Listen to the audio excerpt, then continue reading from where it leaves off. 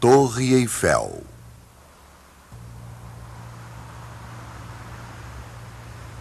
Enquanto os americanos saudavam sua mais nova maravilha importada, em Paris, os franceses estavam construindo uma outra que guardariam para eles.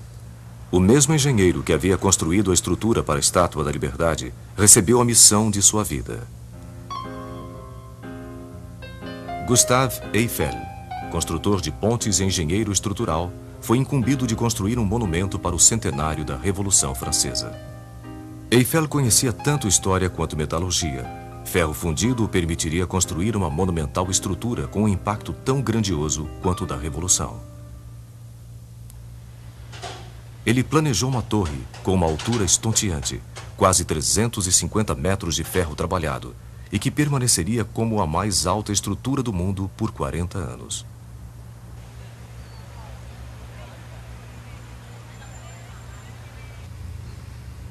Eiffel usou novas tecnologias de pré-fabricação para fundir 12.000 traves.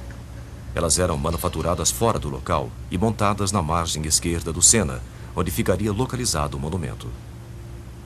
2,5 milhões de rebites sustentavam o trabalho em ferro, o que permitia que o vento passasse pela estrutura livremente. Mais perigoso era o enorme número de críticas que praticamente levaram o projeto a ser interrompido. Um proeminente grupo de artistas e intelectuais, incluindo o escritor Guy de Maupassant e o compositor Charles Gounod, assinou uma carta decretando a monstruosidade que se ergueria sobre sua amada Paris.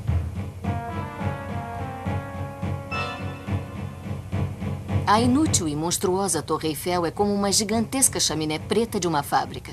Esmagando com sua enorme massa a Notre-Dame. O Louvre, o Arco do Triunfo. Todos os nossos monumentos serão humilhados sob esta mancha negra.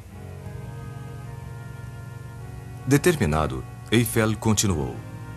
A torre ficou pronta no prazo, com apenas 600 dias de trabalho, e foi inaugurada em 31 de março de 1889.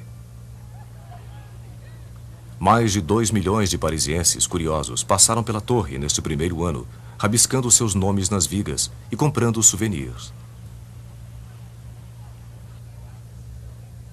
Eles almoçaram no restaurante localizado na torre e subiram nos engenhosos elevadores por entre a estrutura de metal para ver o que nunca haviam visto antes.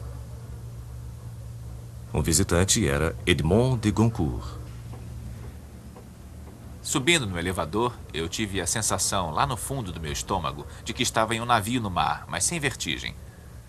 Lá do alto, nós fomos presenteados com uma visão maravilhosa, além de tudo que poderíamos imaginar na altura do chão, da grandeza, da extensão, da imensidão de Paris.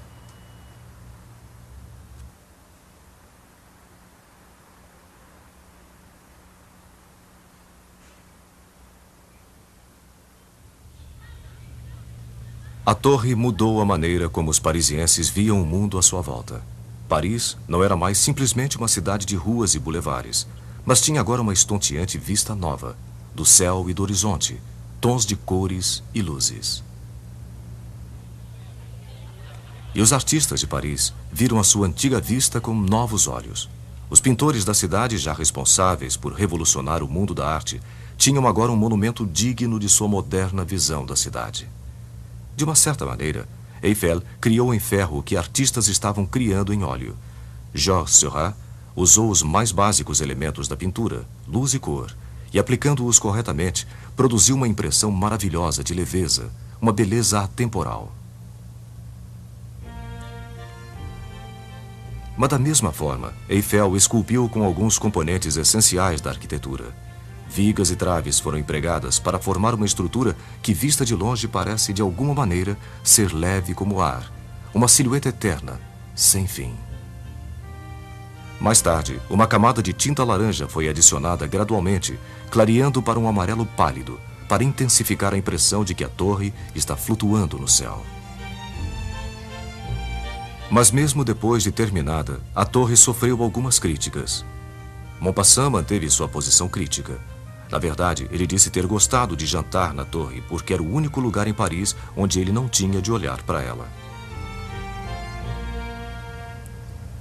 A Torre Eiffel chegou mesmo a ter sua demolição programada em 1909. Somente o seu novo uso como torre de rádio a preservava. E quando sua altura ajudou a interceptar as transmissões do exército alemão durante a Primeira Guerra Mundial, a permanência da torre foi garantida.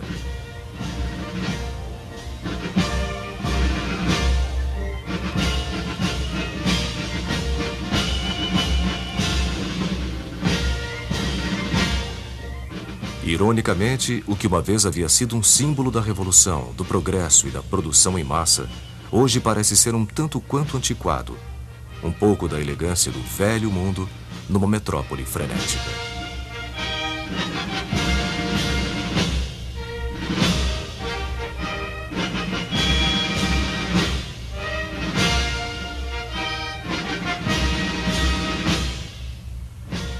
Mas, para sua época, a torre representou um passo ousado.